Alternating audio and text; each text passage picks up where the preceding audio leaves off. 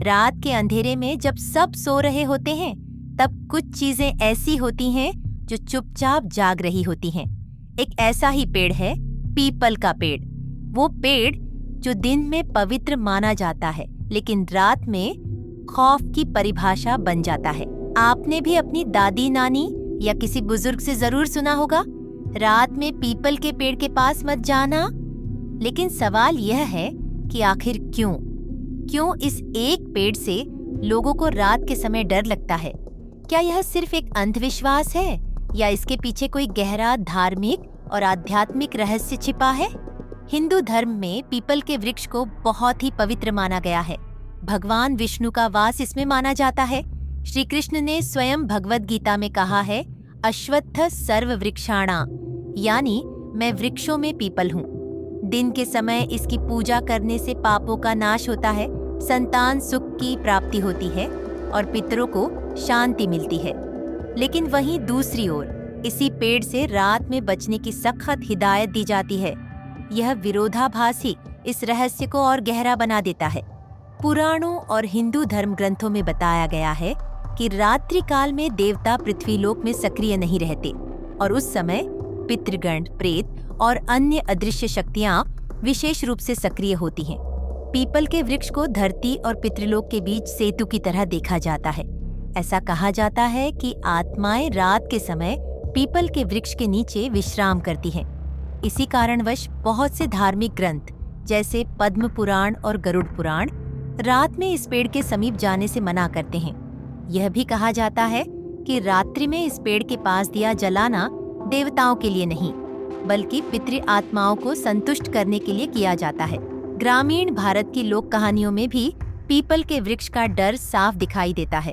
कई लोग बताते हैं कि रात के समय इस पेड़ के पास अजीबोगरीब आवाजें आती हैं।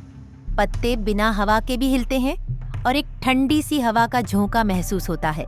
कुछ लोग तो यह भी दावा करते हैं कि उन्होंने वहां कुछ परछाइयां देखीं या किसी स्त्री के रोने की आवाज सुनी। गरुड़ पुराण में उल्लेख है कि मृत आत्माएं विश्राम के लिए ऐसे स्थलों की तलाश करती हैं जहां ऊर्जा स्थिर और सूक्ष्म होती है, और पीपल का पेड़ अपने स्थिर और व्यापक ऊर्जा क्षेत्र के कारण ऐसा ही एक स्थान बन जाता है। इसीलिए कहा जाता है कि रात में पीपल के नीचे आत्माएं विश्राम करती हैं, और अगर कोई मनुष्य उस समय वहां जाए तो उसकी ऊर्जा इन अदृश्य शक्तियों से टकरा सकती है। अब एक दूसरी रहस्यमयी बात, तंत्र साधना। भारत के कई हिस्सों में, विशेष रूप से बंगाल, उड़ीसा और असम में पीपल के पेड़ को तंत्र साधकों द्वारा विशेष रूप से प्रयोग में लाया जाता है। शव साधना, वशीकरण, प्रेत सिद्धि और तांत्रिक मंत्रों की सिद्धि के लिए रात्रि के समय पीपल के नीचे साधना की जाती है। इस समय साधक आत्माओं से संपर्क करता है, उन्हें नियंत्रित करता है या उनका आह्वान करता है। इसलिए यह कोई सामान्य वृक्ष नहीं, बल्कि एक ऊर्जा केंद्र है जो सही दिशा में प्रयोग हो तो पुण्य दे सकता है और गलत दिशा में हो तो विनाश भी। अब अगर हम विज्ञान की दृष्टि से देखें तो रात में पेड़ प्रकाश संश्लेषण नहीं करते और इसके विपरीत कार्बन डाइऑक्साइड छोड़ते हैं। इस वजह से वहां ऑक्सीजन की मात्रा कम और CO2 की मात्रा अधिक होती है, जिससे व्यक्ति को सांस लेने में कठिनाई, चक्कर या डर जैसी अनुभूति हो सकती है। और जब मन पहले से ही डरा हुआ हो तो हर आहट और हर छाया एक आत्मा की तरह महसूस होती है। तो क्या यह सिर्फ डर है? नहीं, यह डर नहीं, बल्कि एक चेतावनी है। यह हमारे धर्म और संस्कृति की एक सतर्कता है, एक ऐसा संदेश जो कहता है कि हर पवित्र चीज को हर समय एक जैसा नहीं समझना चाहिए। हमारे ऋषि मुनियों ने समय और स्थान के अनुसार जीवन के नियम बनाए, और यह भी एक ऐसा ही नियम है। दिन में पीपल का पेड़ भगवान विष्णु का रूप है, लेकिन रात में वह उन आत्माओं का विश्राम स्थल बन जाता है जिन्हें अभी मुक्ति नहीं मिली।